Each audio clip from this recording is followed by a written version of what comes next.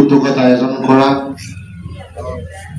যে মত বিনিময় সভা বা নির্বাচনী প্রিপারেশন সভা, এই সভার সভাপতি তথা আমার মন্ডল সভাপতি বিক্রম ইসলামী ডাঙরিয়া, মঞ্চত অভিষ্ট আমার সবরে শ্রদ্ধা তথা চিনাকি জেলা সভাপতি গোসাই বসুমতাৰী ডাঙরিয়া, মঞ্চত অভিষ্ট জিলা সম্পাদক অরবিন্দ দাস ডাঙরিয়া, মঞ্চত অভিষ্ট प्रवासी प्रहरी शिव संगल उलाका जी, मंच में उपस्थित बागडोगरी समष्टि का विस्तारक आतिश शर्मा जी, मंच में उपस्थित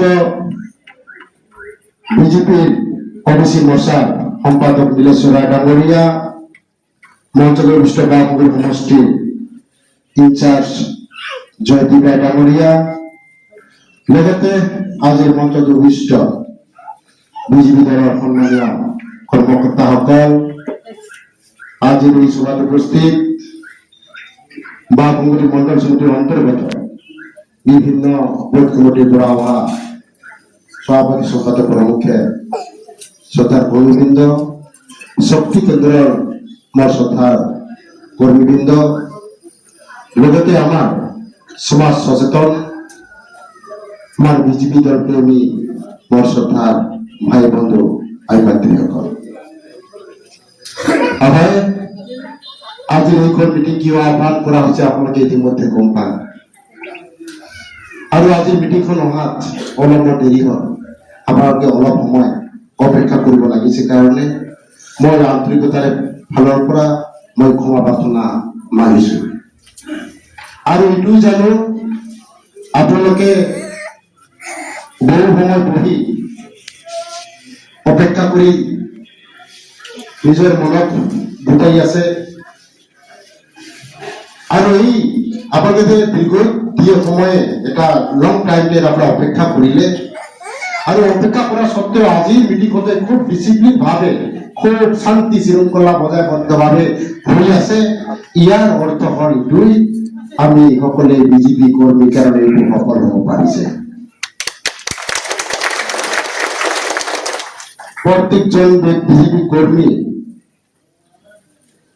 এটা আন্তরিক দায়বদ্ধতা আছে, সবে আন্তরিকতায় কাম করে, নিঃস্বার্থপর ভাবে কাম করে, সমাজভাবে কাম করে, দেশর ভাবে কাম করে, আর সবে নিঃস্বার্থ দেশর ভাবে কাম করে কারণে আমার মাজত আজি দুজন মানুষ আছে বাহিৰৰ পৰা অহা, তেওঁলোকে আজি দিনে ৰাতে ডাকাৰ কৰি দলৰ কাৰণে আমাৰ কাৰণে বহুত কাম কৰে আছে।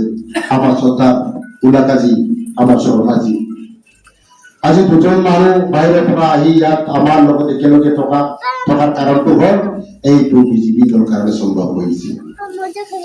আৰু এইজনে আপোনালোকৰ যিখিনি দায়িত্বতা এইখিনি আপোনালোকে নিষ্ঠা সহকাৰে পালন কৰি আছে কাৰণে মই আপোনালোকক বহুত বহুত ধন্যবাদ জ্ঞাপন কৰিছো। আৰু শান্তি শৃংখলাবদ্ধভাৱে কথাখিনি শুনি আছে কাৰণে আপোনাৰ কাৰণে আপোনাৰ নিজৰ কাৰণে এটা হাত তালি দিব কাৰণে অনুৰোধ কৰিছো। এই হাত তালিটো মোৰ কাৰণে নহয়, আমাৰ মঞ্চত থকা মানুহখিনিৰ কাৰণে নহয়, আপোনালোকে নিজৰ কাৰণে বনাইছে হাত তালিটো।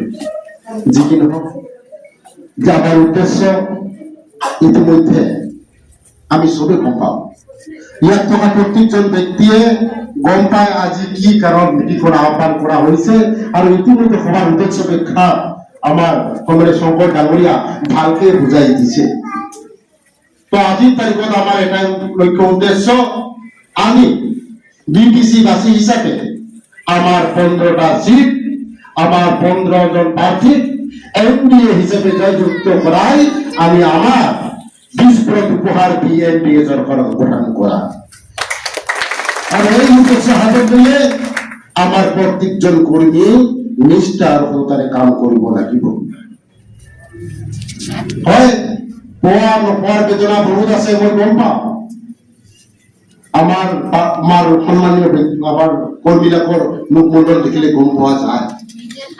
কোৱাৰ বেদনা বহুত আছে, বহুত কৰণীয় আছে, বহুত পাতিব লগা কথা আছে। কিন্তু ঘটনা হল আজিৰ এই প্ৰাক মুহূৰ্ত আমি বেছি কথা পাতিব নোৱাৰিম, যেহেতু খুব কম সময়ৰ ভিতৰতে একদম শৰ্ট পিৰিয়ডেৰ ভিতৰত আমাৰ নিৰ্বাচন 9 তাৰিখে অনুষ্ঠিত হ'ব গৈ আছে। আমি আমাৰ যিখিনি ভিতৰুৱা কথা, আমাৰ যিখিনি দলীয় কথা, যিখিনি লোকৰ বেদনা হোৱাৰ বেদনা যিখিনি আমাৰ আছে, এইখিনি পৰৱৰ্তী সময়ত আমি ভালকে পাতিব পাৰিম।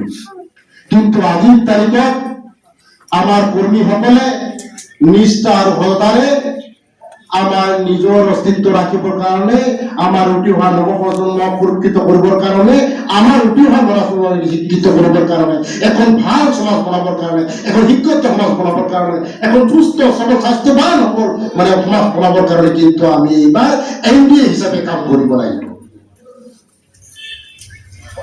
আর এনডিএ হিসাবে কাম করি আমার যে লক্ষ্য উদ্দেশ্য সরকার সরকার বিকাশ, আমার যে সামগ্রিক উন্নয়ন, আমি যে আমার ছবি মিলি আমি ভাতৃত্ব বোধে ইয়াত বসবাস কৰা বিভিন্ন জাতি জনগোষ্ঠী ভাষা ভাষী মানুহসকলে নিজৰ অস্তিত্ব নিজৰ স্বকীয়তা ৰাখিবৰ কাৰণে আমি যে বিজেপি দলৰ যি ছত্ৰ ছায়াত বহি আমাৰ অস্তিত্বৰ কাৰণে আমি আমাৰ যিখিনি কৰণীয় আমাৰ এনডিএ প্ৰাৰ্থীকে যুক্ত কৰাৰ যিখিনি কাম আগুৱাই লৈ যাব লাগিব। হয়, আজিৰ তাৰিখত আপোনালোকৰ হয়তো বহুত অসুবিধা হয়, তো আমাৰ যিখিনি মানুহ আছে, আমাৰ সাধাৰণ পাব্লিক আছে, যিবিলাকে ফুলত ভৰ্তি ভাল পায়, আপোনালোকে ক'ব ক'ত ফুল আছে, ফুলে নাই, ফুল থাকিলে ভৰ্তি বিলাক বা এনেকুৱা ক'ব। আৰু আমাৰ কি হয়, কেতিয়াবা আমার যদি বিজেপি প্রার্থী না থাকে, আমার যেখানে বিজেপি থেকে রাজ আছে, এই ফুল বিচারি বিচারি বিচারি এই তৃণমূল কংগ্রেসের যেটা ফুল আছে রাতে পড়ে। তো আমার এনেকা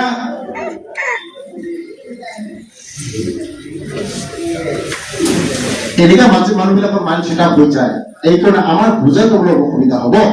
কিন্তু আমি ৰাইজক ভালকে কনভিন্স কৰিব পাব লাগিব।